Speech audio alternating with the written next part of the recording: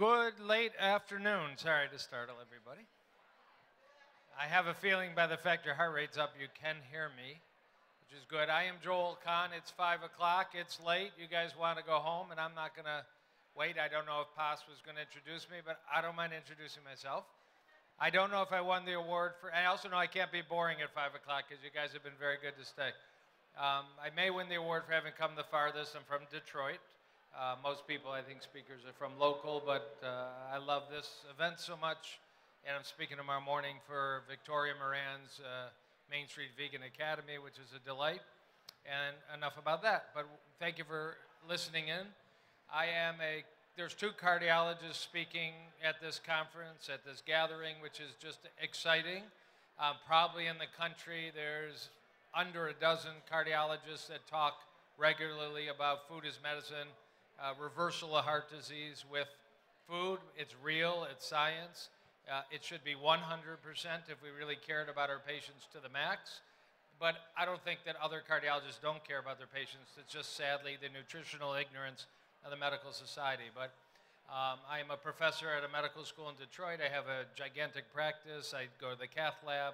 I was putting stents in. They're not broccoli stents. They're not kale stents all day yesterday. But I also work very hard with my patients to try and stop their heart disease, those who want to come see me prevent heart disease.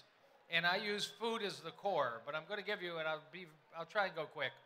I use food as the core, but in my view, there's more than food. And I will talk a little bit about that because I think if anybody does come back tomorrow and here's Dr. Olsted, who's going to be speaking at the same time tomorrow, he gives an amazing talk mainly focused on food. So I'm going to talk food plus because I think, you know, optimizing in a healthy life is food and a lot of other components. I did go back to a university about 3 years ago, the only university program in the country where you can get certified in integrative cardiology. It was a very paleo group. I had to deal with bacon, eggs, and sausage breakfast, and everybody saying eggs are good for your heart till I was blue in the face. But anyways, I survived that. I learned a lot, and I'll share some of that I learned. I know these are hard to see, and I'm not going to use them much more to remind me. If you're a tweeter, I'm at Dr. J. Kahn. I tweet about 6-7 times a day, but I only tweet medical articles. I don't tweet that I just, you know, tasted a good brownie. I'll leave that to other people. How many people know of mindbodygreen.com? Okay, if you haven't heard of it, it's the one I have in yellow. It's a daily website with about a dozen new articles. Everybody here could submit an article to be accepted. It's a very open website. I got on the bandwagon about a year and a half ago, and it's exploded in popularity.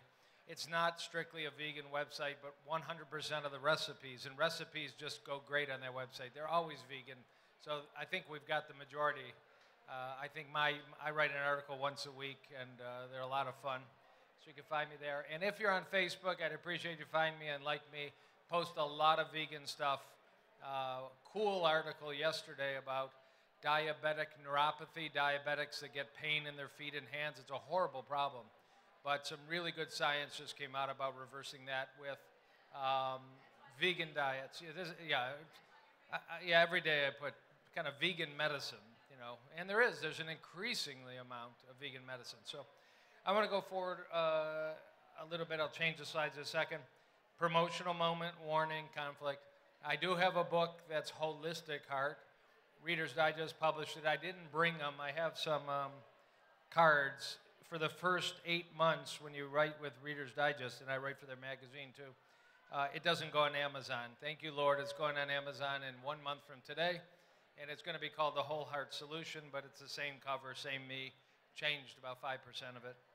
And I have to give a very wholehearted plug to a woman. There she is. Raise your hand. Amy Lee Goodman in the blue.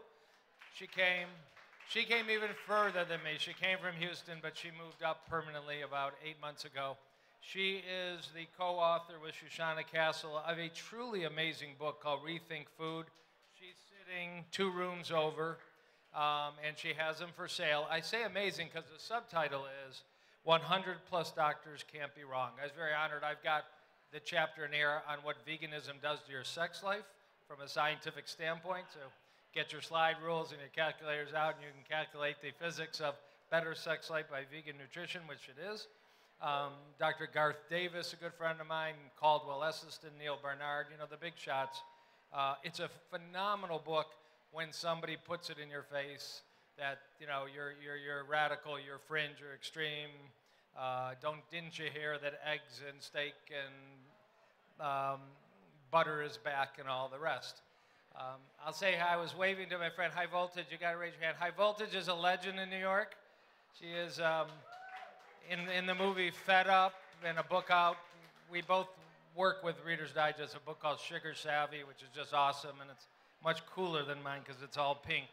And she came from far away New Jersey to come say hi to me today, which I'm very delighted to see her just walk in.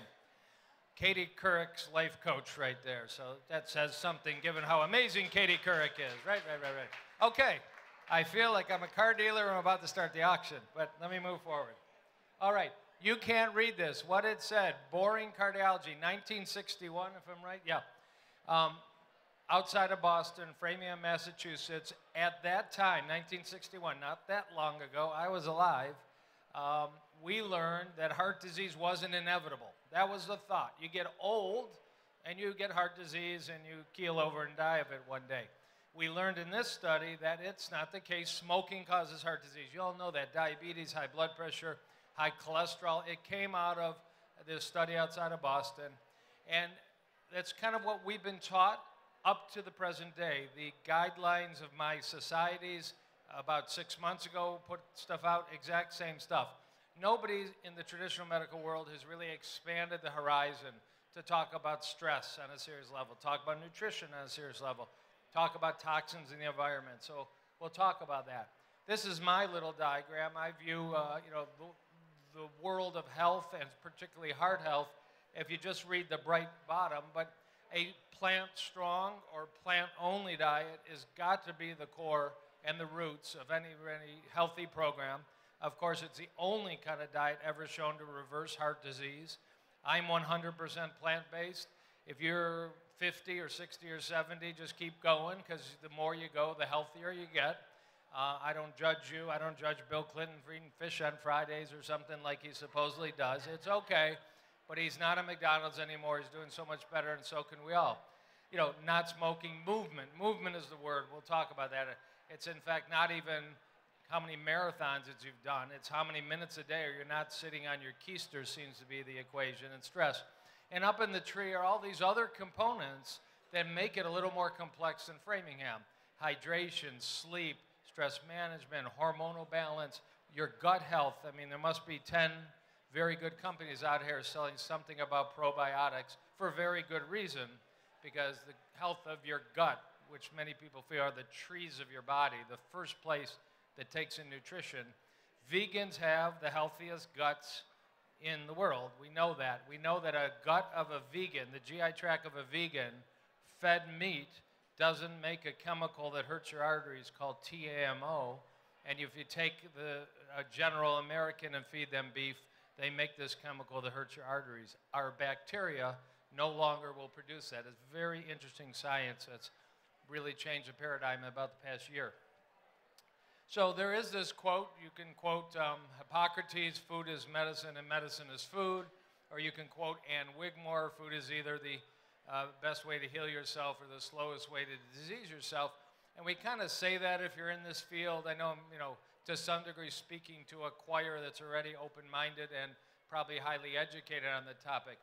But, without doubt, we know that nutrition is causing disease, and proper nutrition can prevent and reverse disease, but we don't think about how acute it is. Does one meal and one bad decision have an impact on your heart and your arteries? So during this year of intense return to university that I did about 3 years ago, I just want to show you, because we all know an Egg McMuffin is bad, but I like to show the science behind how bad it is, and this is just one meal. God knows how bad it is to eat one every breakfast for the rest of your life. The blue line, which you can hardly see, is if you feed people a bowl of oatmeal and you measure what's happening to blood flow in big arteries down their arm. A bowl of oatmeal doesn't do any harm. If you keep eating it, it'll eventually do you some good. but it doesn't do any harm. If you eat one Egg McMuffin within an hour and then peaking at 4 hours, the other line is what happens to blood flow and the health of your arteries. There's an acute injury to your body by eating foods that are processed, high in fat, sugar, salt, full of chemicals, full of additives and dyes and probably genetically modified products. And it's really quite a dramatic drop. This is university kind of data, University of Maryland, a cardiologist, Robert Vogel. And you know, what's better for your health when you're going to work? It distresses me greatly at my hospital. My pet peeve is how horrible hospital food is. The only place in my hospital, and it's an 1,100-bed hospital known around the world in Detroit, the only place you can get bacon, sausage, and Egg McMuffins is in the doctor's dining room. So the surgeon that's going to operate on your grandma just went to the doctor's dining room, had this breakfast, and for about 4 hours, their arteries are being bombarded by bacterial products, by chemicals, by inflammatory reactions. It's a horrible thing, and it's not made up. It's not just that McDonald's might be bad for you. This kind of food is very dangerous for you. These are other graphs, and I'll skip through it, but if you add in the fried hash browns on top of the Egg McMuffin, you can see all kinds of inflammation markers within an hour. So food has a very rapid and acute effect on how healthy your arteries are and how it actually goes and extends to the lungs. It's any vessel anywhere in your body, which is the connection back to sexual function also that I briefly mentioned before. So if you really wanted to be honest, you know, there's 27 hospitals in America that have a McDonald's in the lobby, God knows, and how many Wendy's and how many, you know, Chick-fil-A's and all the others. The Cleveland Clinic, which is always rated the #1 heart hospital in the United States, has a McDonald's in the lobby, but to their credit, they're a very healthy organization. They can't break the lease on it, but it's incredibly embarrassing. And we need to stop it, and we need to educate our kids, our friends, our relatives with things like the graphs I showed you, with books like all these experts speaking about various aspects of plant-based nutrition and health, that this is a well-developed field, that we no longer have to consider ourselves fringe and somewhat radical tree huggers. Again, data just to remind me to talk, but there's another study there at the top. Don't worry about the graph, but if you go to hospital cafeteria and you buy a hamburger in a hospital and you feed it to volunteers, you will see this is not an Egg McMuffin, it's just a standard hamburger on a bun. You will see the same effect with dropping blood flow for about 3 or 4 hours, drops by about a third, not a very good impact. Of course, if you already have heart disease and blockages, or brain disease and blockages, or leg disease, you know, you may not have a third drop in blood flow to really tolerate.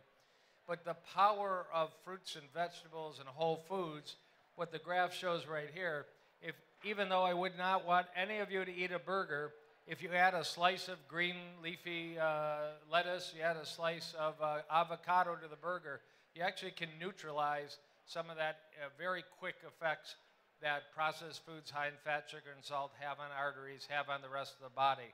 So I talk to my patients because I deal with real-world people that are not vegan, despite my having them watch and read a whole lot of material.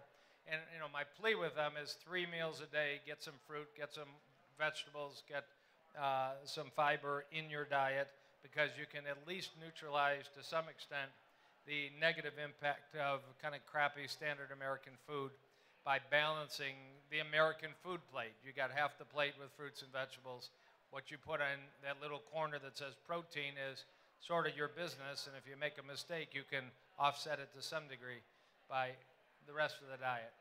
This other graph is data that came out in about April, and I know it's way too small, but it says for the first time in a study in England of about 60,000 people that fruits and vegetables are like a drug for your health, in that the dose is predictable. You know, if you've got an infection and you take 1 antibiotic, it may not clear it up as well as 2, 3, 4, 5, 6, 7 and finish the course. If you take 7 servings of fruits and vegetables a day, every day, your chance of dying of overall medical illness, heart disease, cancer, and other maladies goes down by 42% versus 0%. So it's very dose-driven. And again, if you can get 1 or 2 or 3 servings in a day, but work your way up, because you are bending the curve in terms of exposing yourself to a variety of health problems. Too small, don't worry, but it's such fascinating data, I got to talk about it. How many people know who Dr. Dean Ornish is? Okay, good. And he deserves every hand up twice and legs up because, you know, in the late 1970s and the early 1980s, when there was no seed and no Veg Fest and no PCRM, he started to do amazing research in California with really good people and proved without question that the disease I deal with, blocked heart arteries, can stop blocking and start to unblock if you change your diet to completely plant-based, no added oil. He let people have a little bit here and there on the side so they stayed in the program. But you may not know this, about 10 years ago, he kind of got a little bored with heart disease. He'd been doing heart disease. He has now, Medicare has approved his program and all. He started studying prostate cancer. And a lot of people say, you know, my genes, I can't beat it. I got a terrible family history like Angela Jolie for breast cancer or heart disease or whatever it is. Well, he took prostate cancer because there are a lot of men that get no treatment for prostate cancer. Older men, they're just told, we'll watch it. We'll do that blood test called the PSA every year. We'll do an ultrasound of your prostate every year. Took 100 of those older men, excuse me, he put half of them on his heart diet, the Ornish heart diet, all plant-based, no added oil, some meditation, some walking. And the other 50 continued to do whatever the urologist told them to do. What he also did is he teamed up with a woman named Elizabeth Blackburn, who won the Nobel Prize in Medicine 5 years ago. She studies something called telomerase or telomeres are involved with longevity. Excuse me. This is way too thick. It's wonderful, though.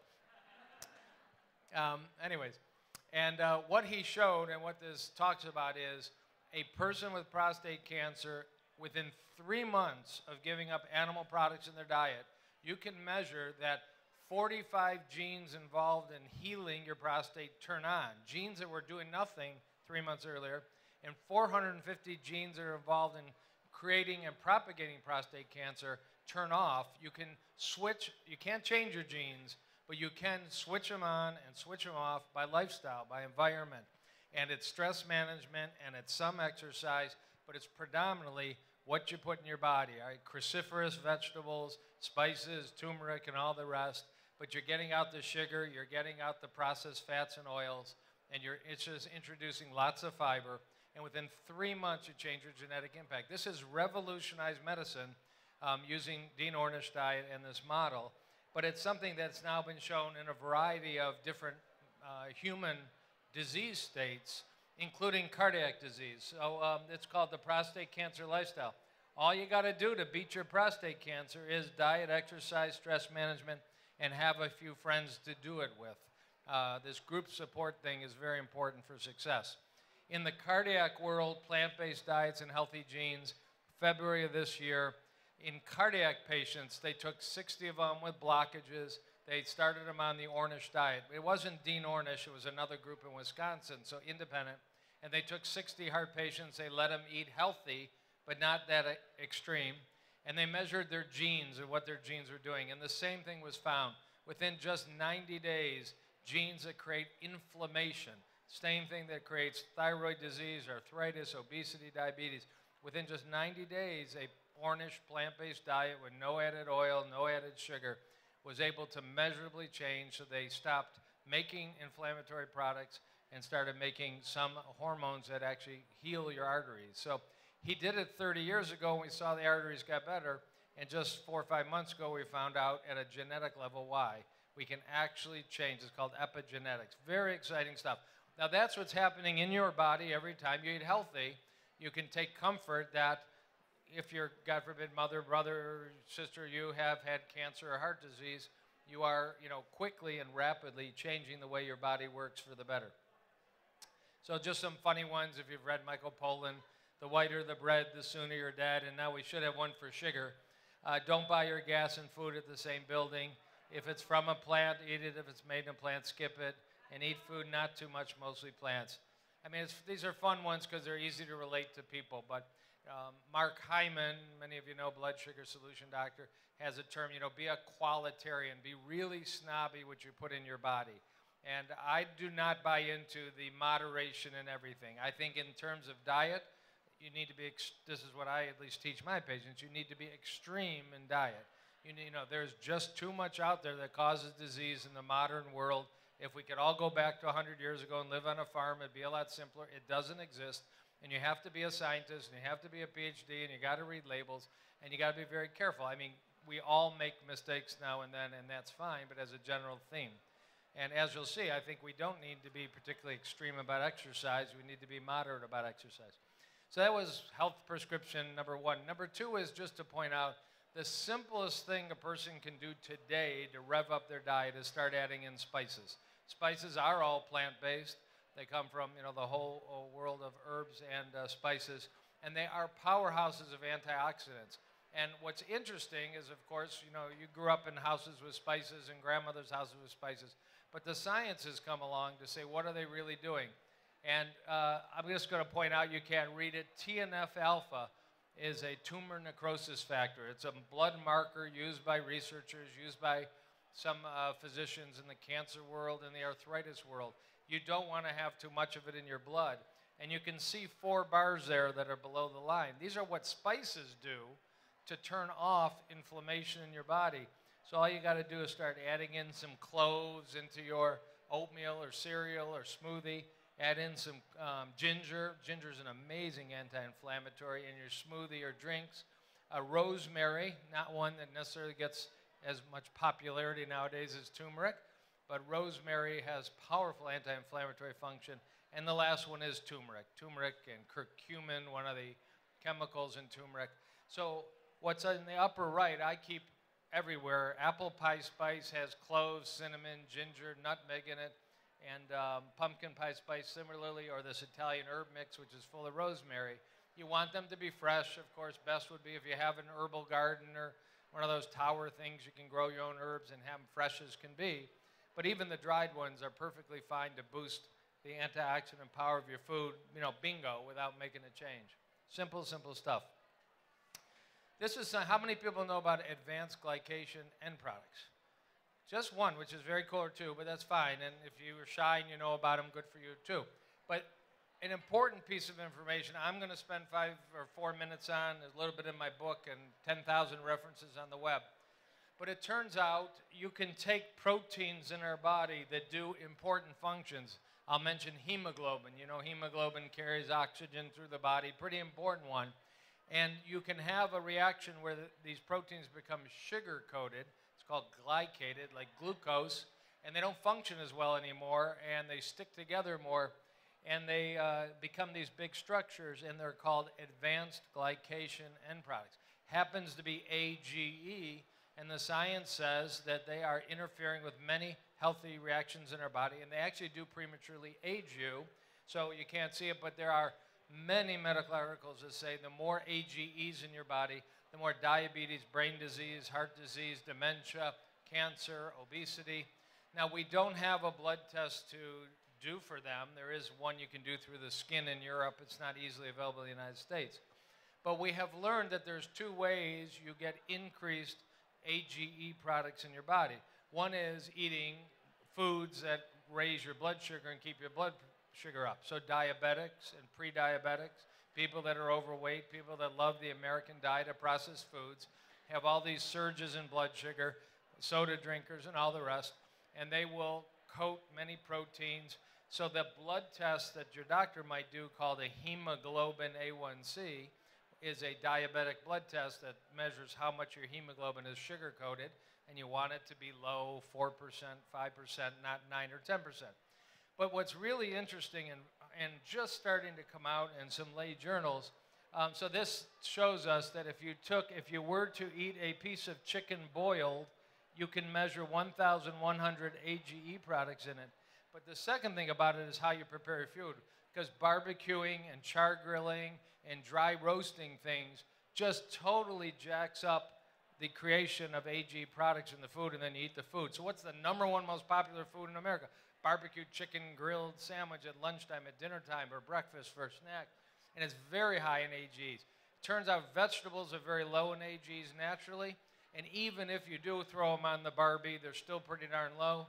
And animal products, eggs and cheese, are naturally very high in AGEs, and then when you throw them on the grill, you make them even higher. So it's just educational process. It's not a call to never barbecue, and certainly vegetables and plant products are going to be safer. You can see way down there, there's the humble little apple that just does not want to develop AGEs. There is a professor at Mount Sinai in New York right here. She's the world expert, and she thinks we should be, boiling and steaming and poaching. Turns out if you're going to throw some portobellos or Gardein chicken on the grill, if you barbecue moist food, it creates a lot less AGs. It's true of meat too. So marinating, and it turns out recent science about a month ago, if you marinate in black bear, it's the best protection against forming these chemicals. So like dark Guinness is a very reasonable thing to soak your portobello mushroom in if you want a little food tip from the cardiologist from Detroit. It's amazing what people study. I mean, why didn't they study Absolute Vodka, but they studied brown beer? There was a reason for it. Throw this one in for fun. I'm moving a little past food now, and I'll just speed up. But we live in a world, I write about it, many people write about it nowadays, with 80,000 chemicals out there, many that are in our food chain, our water chain, our environmental chain, our carpet, and this and that. And there's no doubt that we are accumulating in our bodies from plastics and other sources, bisphenol A, PCBs, DDT, dioxin, and all these other, they're called persistent organic pollutants. And sweat is one of nature's great gifts to us, and it has been shown that sweat is higher in concentration in these pollutants than is just the normal blood value. You actually do exit them. So, so any type of sweating, which is what exercise does, which is what wet sauna, but you may not have heard of infrared or far infrared saunas or intense dry heat. The panels inside are different than the typical Arizona kind of dry sauna that health clubs have. You can rent one for $30 for half an hour at a lot of places around town. You can buy one in your house for under $1,000. And there's good data in my field, and the reason I'm really interested in it is there is scientific data. The Japanese consider infrared sauna to be a standard part of heart disease therapy. And they've published about 50 papers on it, and some of them have a lot of patients in it. And if you're a heart patient who regularly sits in an infrared sauna for about 15 minutes 3 times a week, the data from Japan is you have less heart failure, you walk further, you actually live longer. So something as simple as that is something we can all add into our program if we can find a place to get one. Pretty simple approach to a clean living. I mentioned before, I'm always preaching to my patients be extreme in diet, but exercise in moderation is really becoming more and more the key. And there's no doubt that you want to be fit, you want to dedicate some time every day to building up your fitness, your stamina, climbing stairs, walking distances, and going to the gym. But is the key to train regularly for ultra marathons, triathlons, and all the rest.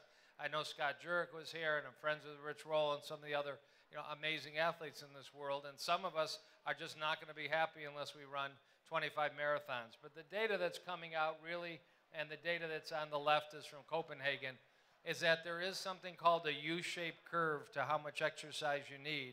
If you sit on the couch all the time, over the years, your mortality will be the highest.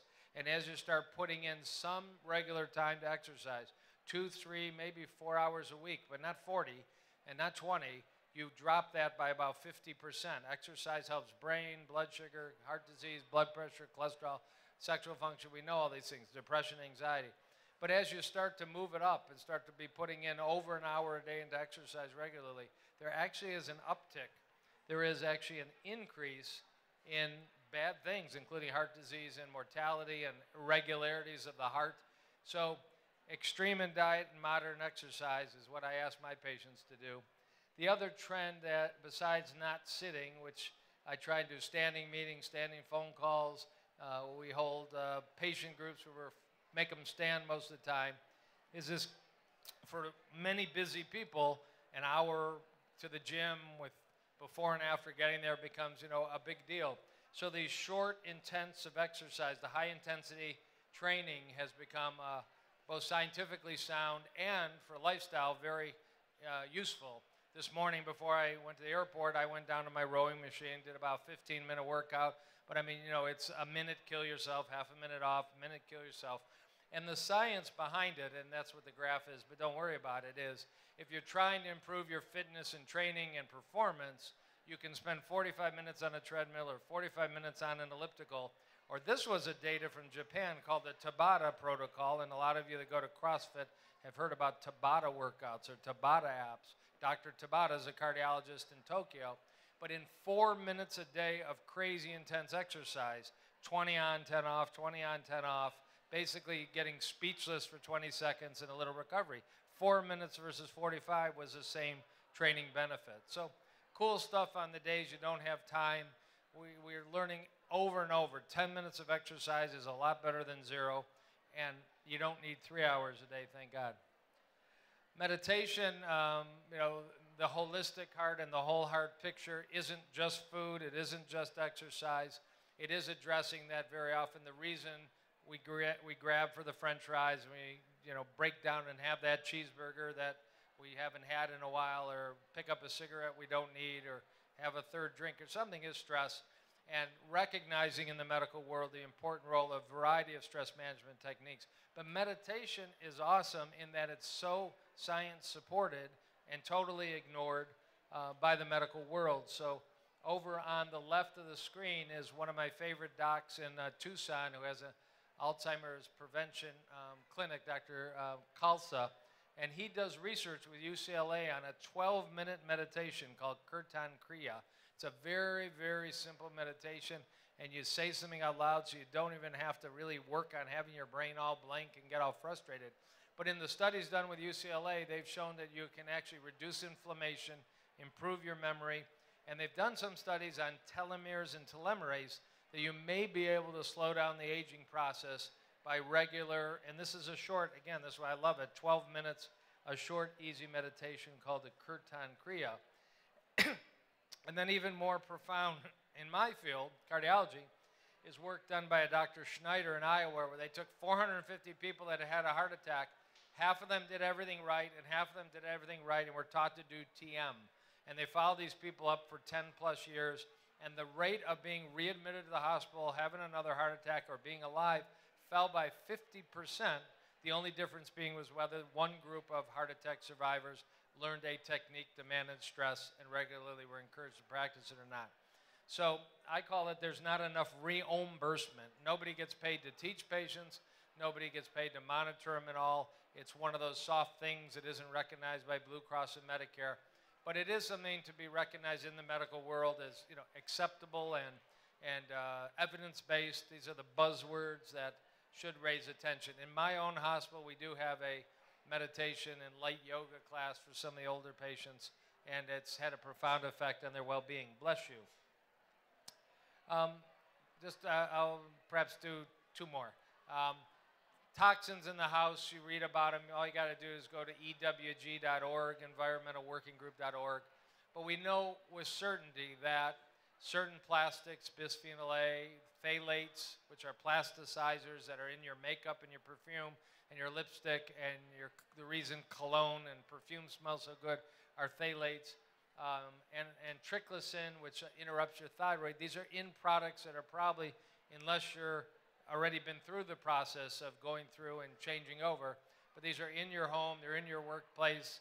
Every doctor's office I work in has Dial soap that has this triclosan in it that affects your thyroid, your endocrine function, and it's becoming more and more recognized. I think this will be solved soon because the big companies are getting on the bandwagon. Crest just came out with toothpaste where they took out the most offensive toxin in their toothpaste. We got foodbabe.com, some of you know and follow that website. She's a woman in Charlotte, North Carolina, doing some really great investigative work. She found out, did you guys read about V8 this week? It may be that V8 juice has animal flavoring in it. Isn't that nice? Yeah, there's this whole thing going on. Go to foodbabe.com. Nice plug for her, but she deserves it. And she's Food Babe. She's good looking. She's the Food Babe. She is. She's got a nice picture of herself in a yellow bikini, and she knows how to market. She's the best marketer on the web right now. But she does great investigative reporting. She's the one that Subway bread had that plastic in it that she got them to back off. It's just very disturbing that when it says natural flavors on a product, you have no idea what it is, and it can be dairy, meat, you know, it can be anything, because those are natural products. They never claimed V8 was vegetarian, so Campbell said, you know, it's not our problem. We never said it was vegan.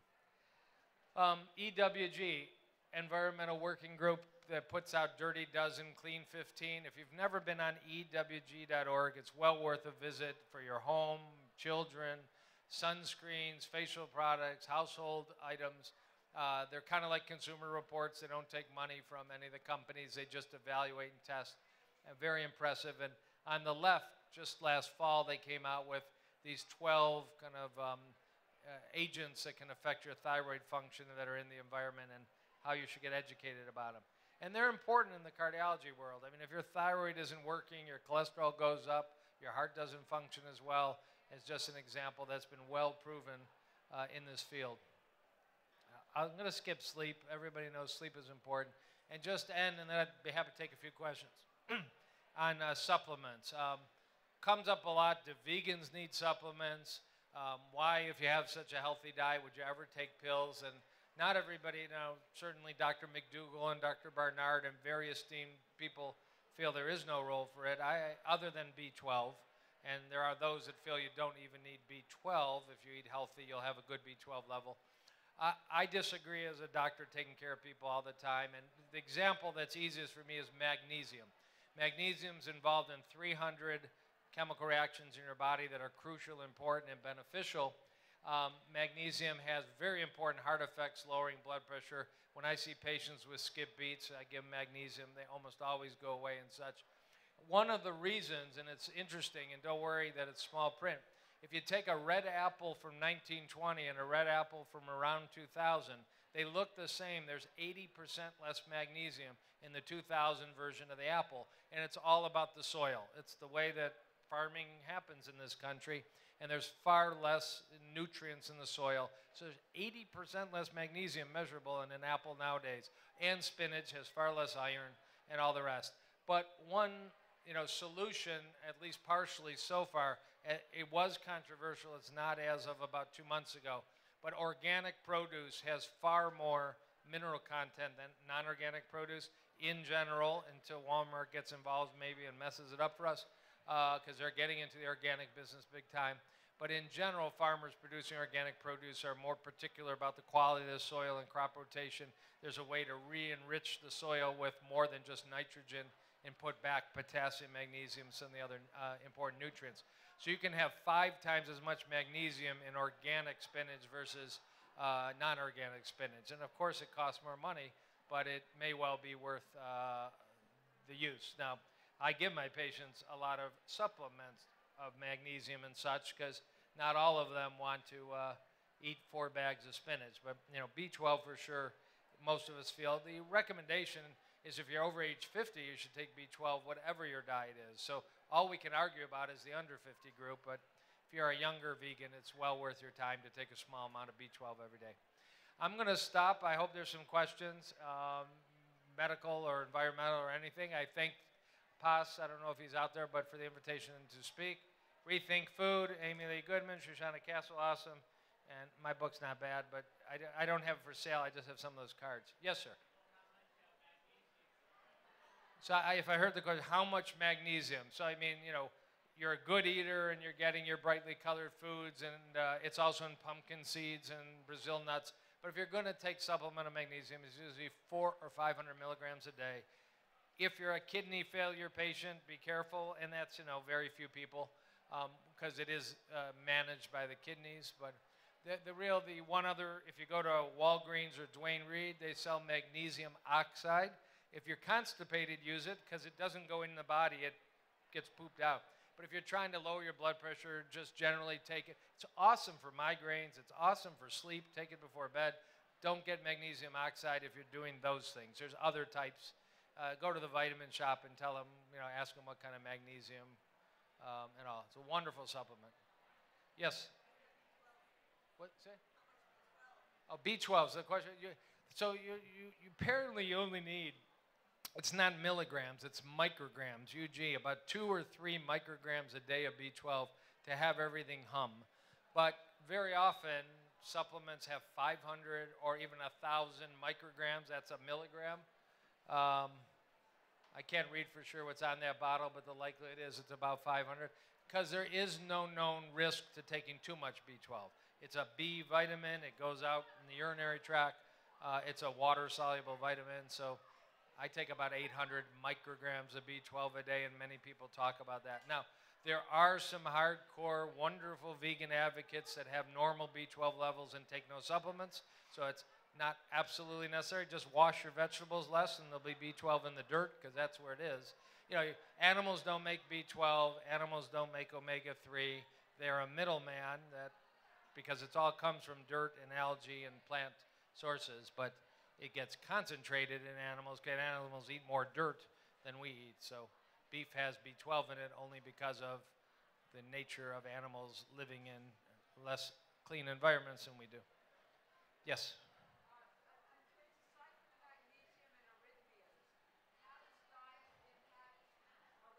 Yeah.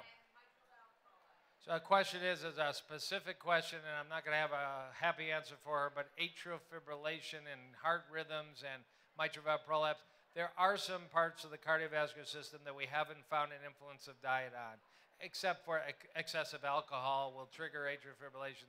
Few people, excessive caffeine, not most. But there is no data yet about vegan diets and atrial fibrillation. I get asked that a lot, and yeah. Now, the good news is we used to have a drug called warfarin, Coumadin, and you were restricted in your vegetables and green vegetables, but now we got newer drugs, so I got all my vegans back to veganism because they don't have to take warfarin anymore. It's a little twist. I think there was, yes. Yeah, it's a hot question she asked. I won't answer it now.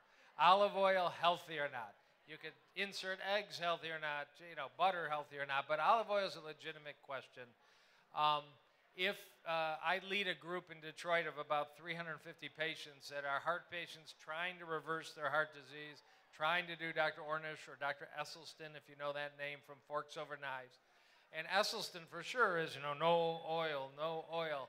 And the basis for his statement is there are graphs. The first graph I showed you a while back about the Egg McMuffin affecting artery health and blood flow.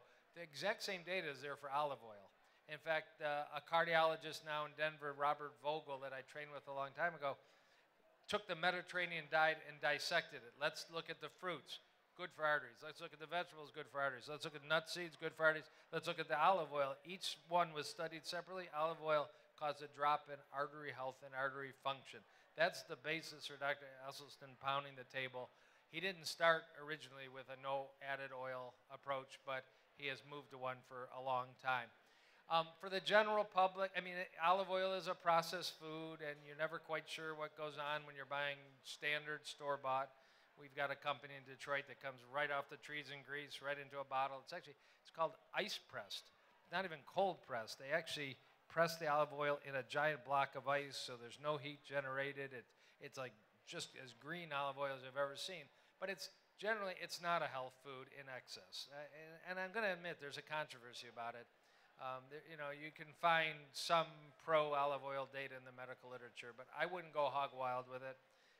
If you're, you know, it's easy to substitute and cook with vegetable stock and get certain pots and pans that don't require any moisture added if you're cooking kind of a vegetarian type diet, cook it with wine and such. So it's for those patients that are, if you're a heart patient, I advise them to avoid oil. General public, just keep it limited, and again, be a bit snobby that you're really buying a good quality product.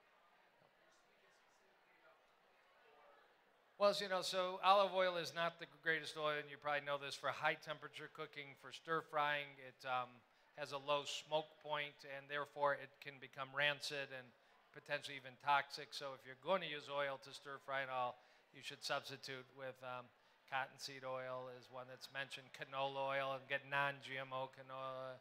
It has a better smoke point, but yeah. So, I mean, if you're making a salad dressing or grilling with vegetables at low temperature, it's probably not a big deal if you choose to use olive oil, but not that high temperature cooking. Not a good choice. I think there was another hand. Yeah, coconut oil. That is even harder to dissect because coconut is so hot right now, as you all know. And there's no doubt it's probably a reasonable product for skin care and all, but is coconut a health food? And I mean, I give you my opinion as a cardiologist, and it's different than what Dr. Perlmutter, the neurologist, is going to give you of Grain Brain, which is a very cocked up book. But anyways, you know, there's no data that coconut oil in excess is good for the heart and arteries. It's 90% saturated fat, and we're generally trying to limit the amount of saturated fat. And there's nothing that different about coconut oil saturated fat than not. So the trend right now is that, you know, healthy fats. I'm not for those diets. I think the diets that are lower in added oil and fats are better for your heart health. I mean, there are dementia patients that perk up by adding coconut oil, and far be it from me to make a judgment, and I'm not the one taking care of them, but I would not advise generally healthy people to look at coconut oil as a health food to add in excess. There's not a lot of data. The data that's out there doesn't favor it for the heart.